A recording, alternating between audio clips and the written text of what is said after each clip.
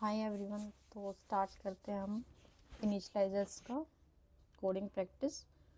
तो last video में हमने पढ़ा था कि इनिशियलाइजर्स क्या होते हैं। इनिशियलाइजर्स को हम यूज़ करते हैं इंस्टेंस को क्रिएट करने के लिए या ऑब्जेक्ट क्रिएट करने के लिए, किसी भी क्लास का, इनमरेशंस का, स्ट्रक्चर का।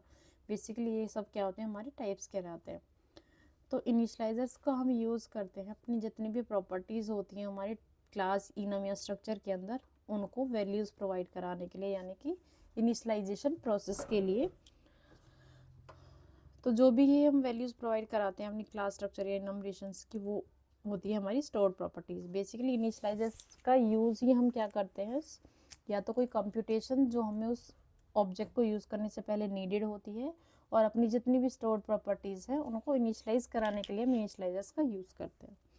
चलिए क्रिएट करते हैं हम अपना स्ट्रक्चर। स्ट्रक्चर है रेक्टेंगल। रेक्टेंगल के अंदर हमने एक पैरामीटर लिया है लेंथ, जो है डबल टाइप का, और दूसरा वह है ब्रेथ, वो भी है हमारे डबल टाइप का।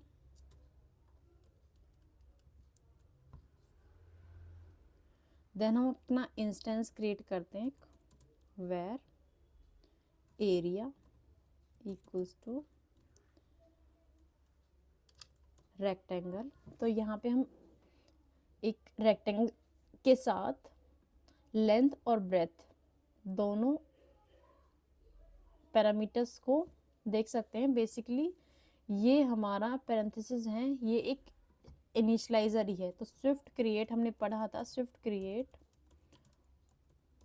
Automatically member wise initialiser.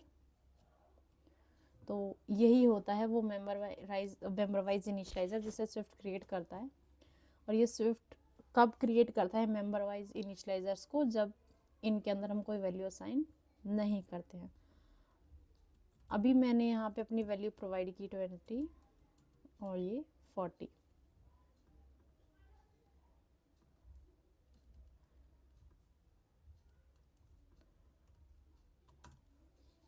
और यहाँ पे अब हम देख सकते हैं, क्योंकि हमारे पास अब दो डिफ़ॉल्ट इनिशियलाइजर्स क्रिएट करके दिए हैं स्विफ्ट ने हमारे पास। एक है डिफ़ॉल्ट, जिसमें कोई भी वैल्यू हम, यानी कि कोई भी प्रॉपर्टी को हम नहीं पास कर रहे हैं रेक्टेंगल के अंदर।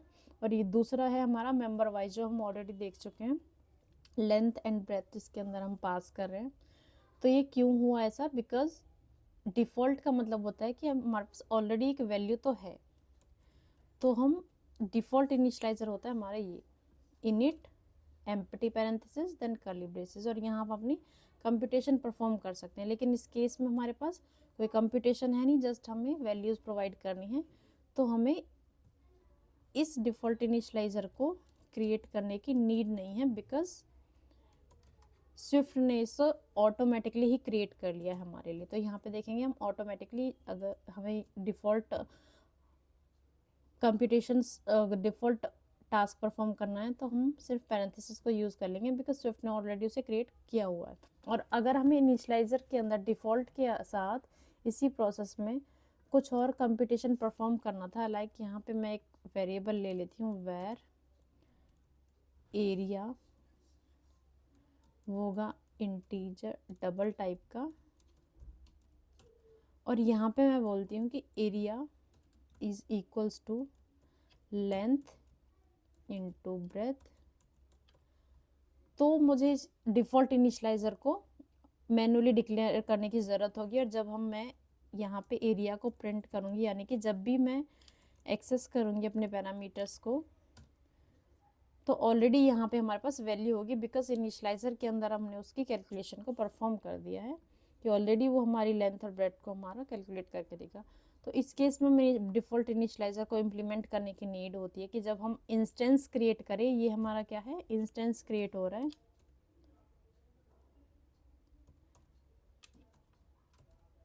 इंस्टेंस क्रिएट या फिर ऑब्जेक्ट क्रिएट, एक ही बात होती है।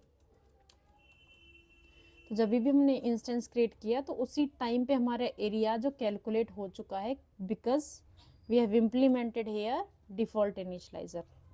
और अगर हमें कोई भी इनिशलाइजेशन परफॉर्म नहीं करनी है, सिर्फ हमें क्या करना है, अपने प्रॉपर्टीज़ को यूज़ करना है इंस्टेंस क्रिएट करने के बाद। तो उस टाइम पे हम डिफ़ॉल्ट जो मेंबर वाइज इनिशलाइज़र या डिफ़ॉल्ट इनिशलाइज़र जो स्विफ्ट ने क्रिएट किया उसे यूज़ कर सकते हैं। तो यहाँ दो तरीके से हमने सीखा है, इंस्टेंस को क्रिएट करना और वैल्यूज़ को पास करना। तो यहाँ पे हम अपनी वैल्यूज़ को चेंज भी कर सकते हैं मेंबर वाइज इनिशलाइज़र के केस में। और यहाँ पे हम अभी एक्सेस करेंगे यानी कि यूज़ करेंगे। Then area 1 dot breadth comma area 2 dot breadth, हम दोनों के केस में। और इसकी लेंथ, दोनों की लेंथ भी एक्सेस करेंगे, लेंथ, और यहाँ 2 की भी लेंथ। अब ये दोनों की लेंथ हमें देगा 45 length and breath.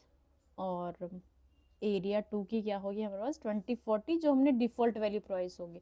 Default value हम क्यों प्रोवाइड करते हैं कि अगर ऑब्जेक्ट जब हम क्रिएट कर रहे हैं उस टाइम पे हमने कोई वैल्यू नहीं दी है और डिफ़ॉल्ट वैल्यू भी हमने अगर नहीं दी है, तो उस केस में वो क्या होता है, या तो नील प्रोवाइड प्रिंट करेगा या फिर क्रैश हो सकता है। तो इस सिनेरियो से बचने के लिए तो यहाँ पे क्या हुआ कि इसमें मिसिंग आर्ग्यूमेंट्स, तो ये तो हमारे पास ऑलरेडी स्विफ्ट ने ही हमें एरर दे दिया कि यहाँ पे आपको वैल्यू पास करनी ही करनी पड़ेंगी।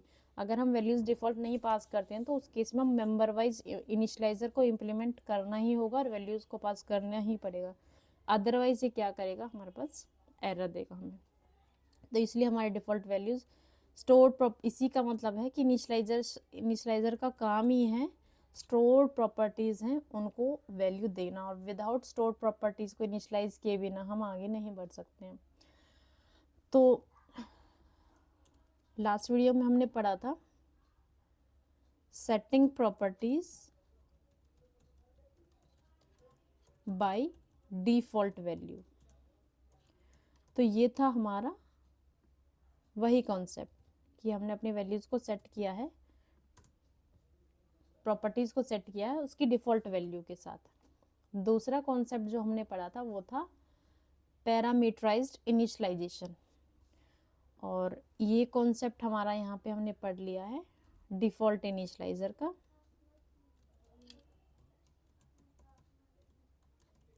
ये है हमारा कॉन्सेप्ट कि डिफ़ॉल्ट इनिशियलाइजर्स को कैसे इम्प्लीमेंट करते हैं। अब हम बात कर रहे हैं पैरामीटराइज्ड इनिशियलाइजर्स की, जो हम एक बार तो देख भी चुके हैं लेकिन हम फिर से देखते हैं।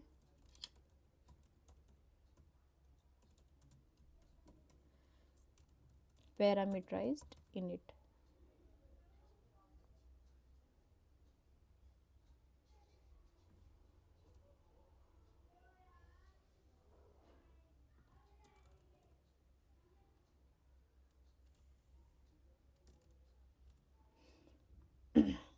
हम क्या करेंगे यहाँ पे एक इनिट।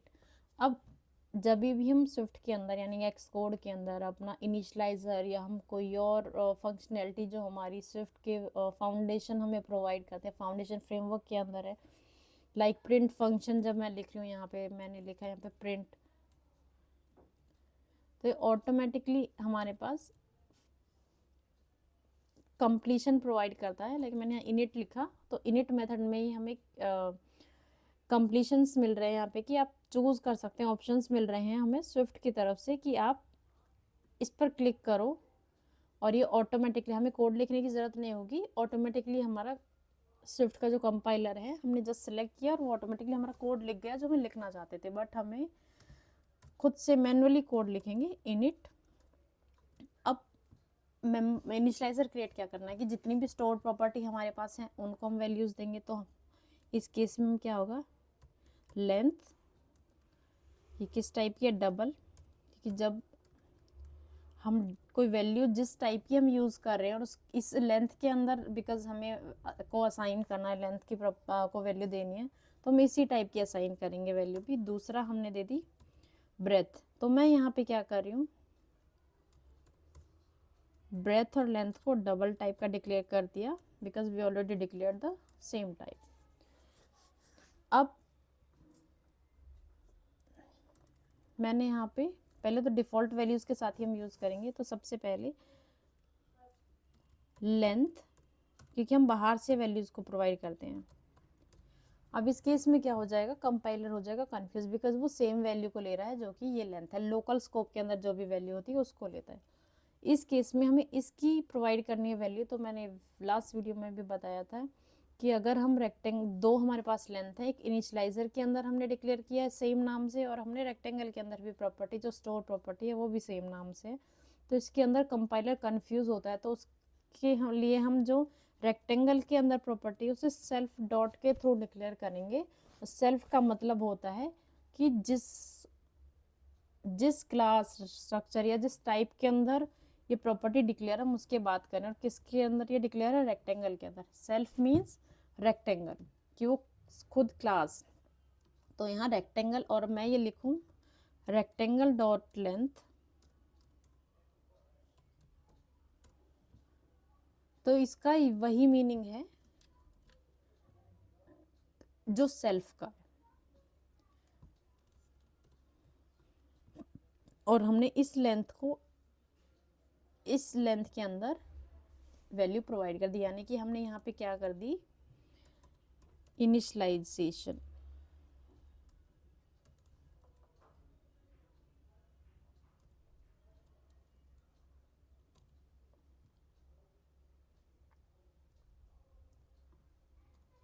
इनिशियलाइज कर दिया हमने लेंथ को। अब हम ब्रेथ को भी इनिशियलाइज करेंगे। Breadth equals to breath.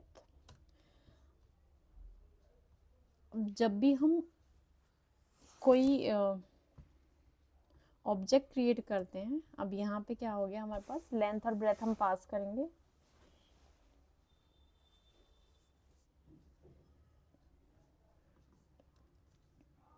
ये हो गया लेंथ, और ये हो गया हमारे पास ब्रेथ। स्पेलिंग मिस्टेक थी यहाँ पे। तो हमने लेंथ और ब्रेथ को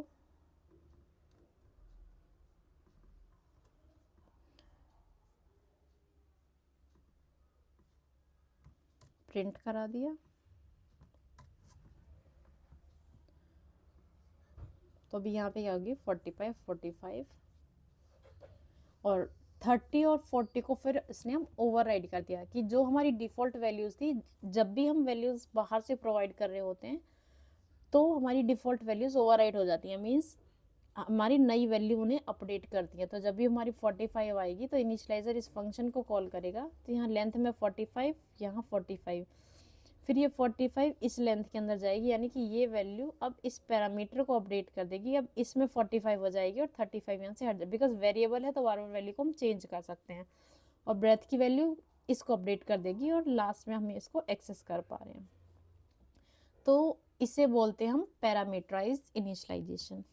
अभी इसी के अंदर एक और चीज़ हमारे पास होती है कि अगर हम इस पैरामीटराइज्ड इनिशियलाइजेशन में लेंथ का वेरिएबल सेम नाम से ना लेके और ब्रेथ का सेम नाम से ना लेके हम इसे अपडेट कर देते हैं, तो इस केस में क्या होगा, मुझे सेल्फ लिखने की नीड नहीं होगी, और मैं यहाँ अपने पैरामीटर्स के नाम को अपडेट कर दूंगी।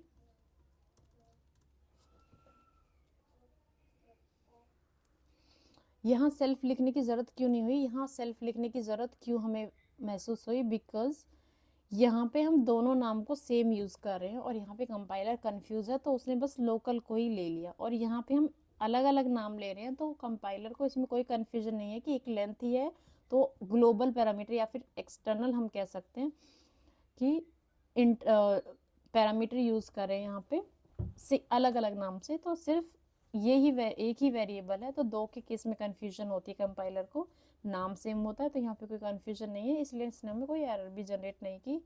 और इसने इसको जब हम यहाँ पे लिख रहे हैं तो ये इसको लोकल पैरामीटर को एक्सेस करेगा उसके स्कोप के अंदर, इसलिए हमें सेल्फ की नीड पड़ती है जब सेम नाम होता है तो। और इसको भी हम एक्सेस कर सकते हैं यहाँ से। जब हम ये वाला इनिशियलाइजर कॉल करेंगे उसके केस में हमारे पैरामीटर्स के नाम डिफरेंट होंगे। तो अब हमारे पास दो इनिशियलाइजर्स हैं अलग अलग नाम के। तो यहाँ हमने वैल्यू पास की 100, यहाँ हमने पास की 30, और जब हम इनकी वैल्यूज़ को प्रिंट करेंगे टू डॉट ब्रेथ तो हो जाएगा 100 और 30। तो इस तरीके से हम अलग अलग पैरामीटर्स पास करके वैल्यू को डिक्लेयर करते हैं, इन्हें बोलते हैं पैरामीटराइज इनिशियलाइजेशन। और जब भी हम पैरामीटर्स को डिक्लेयर करते हैं इनिशियलाइजर के अंदर, तो हम अपनी स्टोर्ड प्रॉपर्टीज़ को वैल्यू प्रोवाइड करा रखे होते हैं, यानी कि इनिशियलाइज करा रहे होते हैं, और या फिर हम कह सकते हैं कि वैल्यू असाइन करते हैं। इनिशियलाइजेशन का मतलब ही होता है वैल्यू प्रोवाइड कराना before the create of instance. एक तीसरा कॉन्सेप्ट हमारे पास आता है, वो है local and global parameters. Local and global mean external parameters. अब लोकल एंड एक्सटर्नल क्या होते हैं? ये हम ऑलरेडी एग्जिस्ट करते हैं हमारे इनिशियलाइजेशन के अंदर।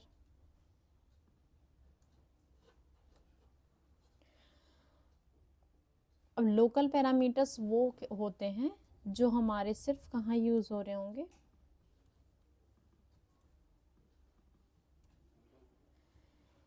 इस रेक्टेंगल के अंदर, यानी कि लेंथ और ब्रेथ, ये होंगे हमारे लोकल पैरामीटर्स या फिर लोकल प्रॉपर्टीज हम कहेंगे। और एक्सटर्नल कौन सी होती हैं? जो बाहर से वैल्यूज को लेकर आ रही हैं। तो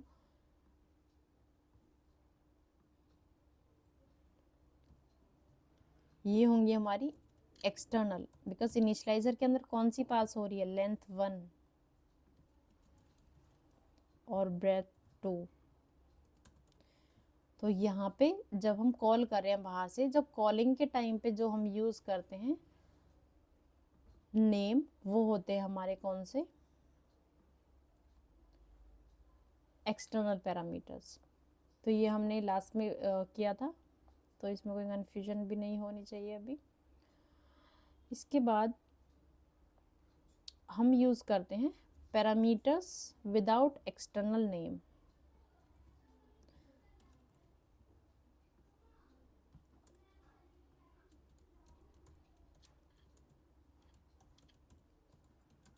विदाउट एक्सटर्नल नेम का क्या मतलब है कि ये हमारे एक्सटर्नल है, लेंथ और ब्रेथ। अब इसमें हम क्या करते हैं, लेंथ के आगे अंडरस्कोर हमने लगा दिया और ब्रेथ के आगे भी हमने अंडरस्कोर लगा दिया। ऑलरेडी हम कॉन्सेप्ट पढ़ चुके हैं, तो हमें बार बार रिपीट करने की ज़रूरत नहीं होनी चाहिए कि कन्फ्यूजन कोई नहीं होना चाहिए। तो यहाँ पे लेंथ और ब्रेथ मैंने फिर से लिया और इसमें अंडरस्कोर यूज़ कर लिया। और जब मैं इसका इंस्टेंस क्रिएट करती हूँ अभी यहाँ पे एरिया 3 के नाम से,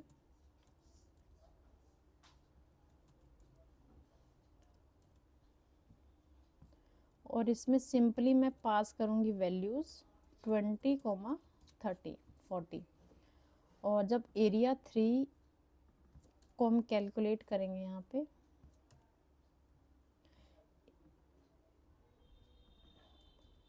एरिया 3 डॉट लेंथ और ब्रेथ, ये 20 और 40 को डिस्प्ले करेगा।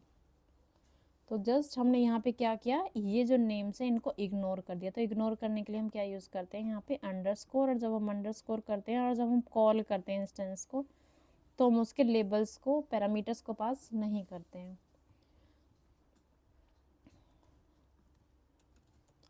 नेक्स्ट चीज़ आएगी अब हमारी लेबल्स। अब लेबल में मैं डालती हूँ फ्रॉम लेंथ, पैरामीटर से पहले, मीन्स अंडरस्कोर की जगह फ्रॉम ब्रेथ। और जब मैं इन इंस्टेंस को क्रिएट कर रही हूँ, तो इस टाइम पे मैं क्या करूँगी, यहाँ पे अपने लेबल को यूज़ करूँगी। अब लेबल्स कहाँ हैं हमारे?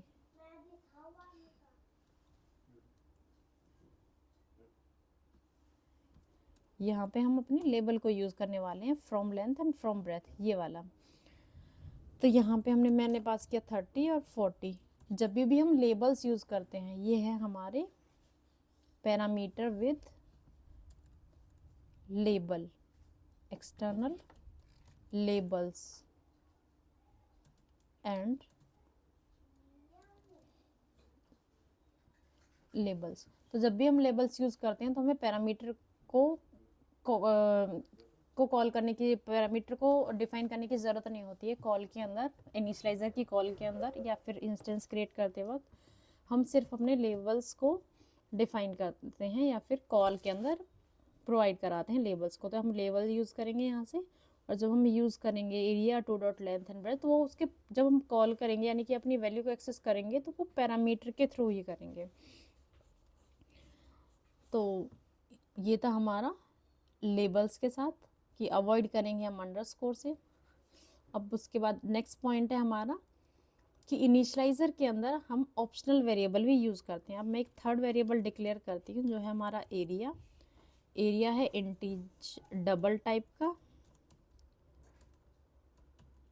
और इसको मैंने क्वेश्चन मार्क के साथ डिक्लेयर कर दिया। तो क्वेश्चन मार्क का मतलब होता है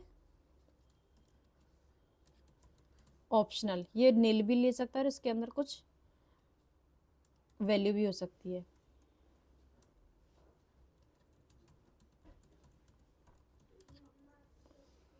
मीन्स ये कुछ रिटर्न नहीं करेगा, ये नील वैल्यू रिटर्न करेगा। तो ये होता है हमारे ऑप्शनल्स प्रॉपर्टी के टाइप हम डिक्लेयर कर सकते हैं इसके अंदर।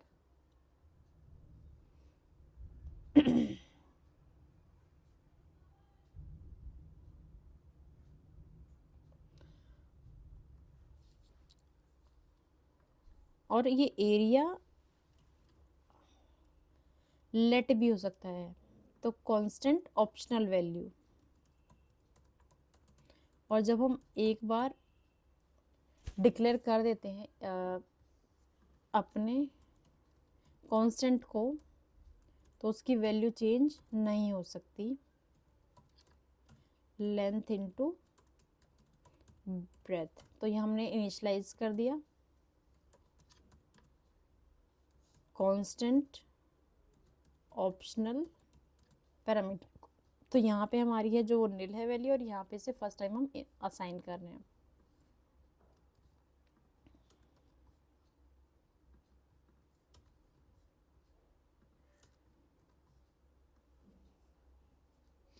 तो इनिशियलाइजर जितने भी हम यूज़ करेंगे और जितनी भी हमारी स्टोर प्रॉपर्टीज़ होंगी उन सब के अंदर हमें अपनी स्टोर प्रॉपर्टीज़ को इनिशियलाइज कराना पड़ता है। अदरवाइज जैसे अभी एरर हमें डिस्प्ले हुआ था, तो इस इनिशियलाइजर में हमने अपने एरिया को असाइन नहीं किया, तो एरिया इस इनिशियलाइजर के अंदर हमें एरर दिया कि अपने सारी स्टोर प्रॉपर्टीज़ को इनिशियलाइज नहीं किया है।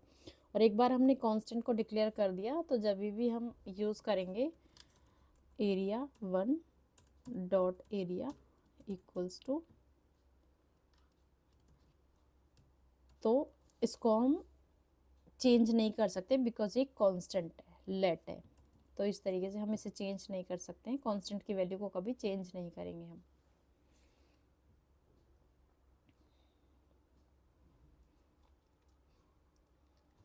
ये था हमारा कितने तरीके से हम अपने इनिशियलाइजर को मेंबर वाइज और डिफ़ॉल्ट। अब डिफ़ॉल्ट की हम बात कर रहे हैं, हमने ऑलरेडी एक बार देख चुके हैं, तो हम अब डिफ़ॉल्ट इनिशियलाइजर की भी बात करेंगे। तो हम क्या करते हैं, फिर से एक स्ट्रक्ट क्रिएट कर लेते हैं न्यू, क्योंकि इसके अंदर हमने बहुत कुछ अभी किया है, चेंज नहीं कर सकते। एक क्लास मैंने क्रिएट की, पर्सन स्ट्रक्चर क्रिएट किया है। इसके अंदर मैंने दो वेरिएबल्स लिए हैं, वेर मार्क्स इक्वल्स टू 98, और दूसरा मैंने क्रिएट किया है पास इक्वल्स टू ट्रू, यानी कि बूलियन लिया है। और यहाँ पे मैंने कोई भी इनिशियलाइजर नहीं क्रिएट किया है, और मैं यहाँ क्रिएट करती हूँ रिजल्ट नाम से एक ऑब्जेक्ट, और उसके अंदर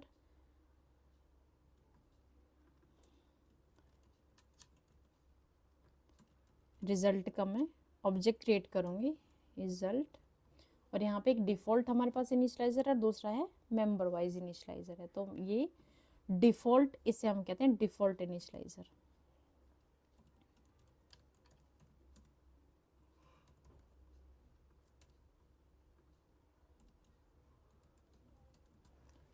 तो ये इसने डिफ़ॉल्ट इनिशियलाइजर ऑटोमेटिकली क्रिएट कर लिया है। क्योंकि हमारे पास डिफ़ॉल्ट वैल्यूज़ हमने प्रोवाइड कर दी हैं, तो इस केस में हम डिफ़ॉल्ट को यूज़ कर सकते हैं।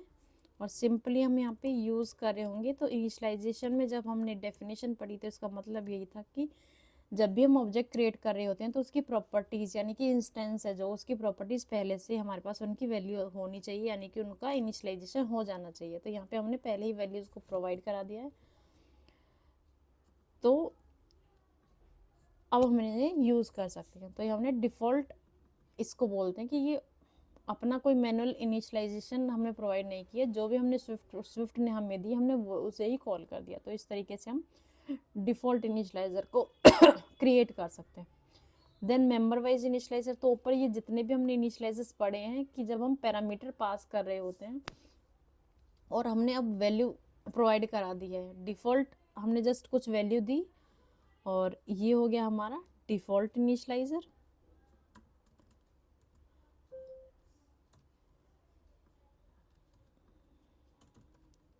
और यहाँ पे हमें एक और भी ऑप्शन दिया था कि जो हमने डिफ़ॉल्ट वैल्यूज़ प्रोवाइड करी है उन्हीं के साथ हम स्विफ्ट की इनिशियलाइज़र ने क्या किया है कि आप इसे एक्सेस कर सकते हैं इस इनिशियलाइज़र को, या तो उसमें मार्क्स भी पास कर सकते हैं 30 एक वैल्यू को, और इसमें आप पास को भी पास कर सकते हैं, दैट इज़ 40 और फॉल्स।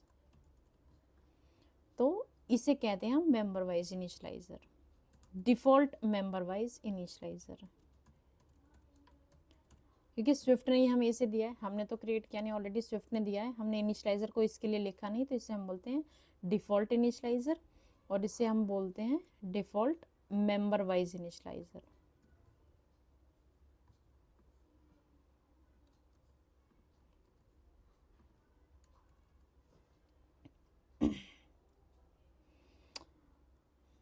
अब डेलीगेशन हम ऑलरेडी पढ़ चुके हैं, तो डेलीगेशन को हम नेक्स्ट वीडियो में इम्प्लीमेंट करेंगे। और नेक्स्ट वीडियो में हम ये भी देखेंगे क्लास के कौन से इनिशियलाइज़र होते हैं और स्ट्रक्चर के कौन से होते हैं। बेसिकली स्ट्रक्चर को हम ऑलरेडी पूरा कंप्लीट कर चुके हैं, तो इस वीडियो को हमने 2 पार्ट में डिवाइड किया है कि एक स्ट्रक्चर का इनिशियलाइजेशन और उसका प्रोसेस, और दूसरा क्लास, यानी कि स्ट्रक्चर और इनमरेशन तो दोनों वैल्यू टाइप होते हैं, तो दोनों का सेम ही होता है इनिशियलाइजेशन प्रोसेस। क्लास हमारा रेफरेंस टाइप होती है, तो इसलिए उसका थोड़ा डिफरेंट होता है, दोनों के इनिशियलाइजर को यूज़ करने का भी प्रोसेस डिफरेंट होता है। तो इसलिए अभी हमने 2 पार्ट्स में इनिशियलाइजेशन को किया है, विद वैल्यू टाइप और विद रेफरेंस टाइप। तो ऑलरेडी हम स्ट्रक्चर को देख चुके हैं, और जो भी इनिशियलाइजर यूज होते हैं स्ट्रक्चर में इतना ही होता है जिसे हम यूज़ कर रहे हैं। So thanks for watching this video.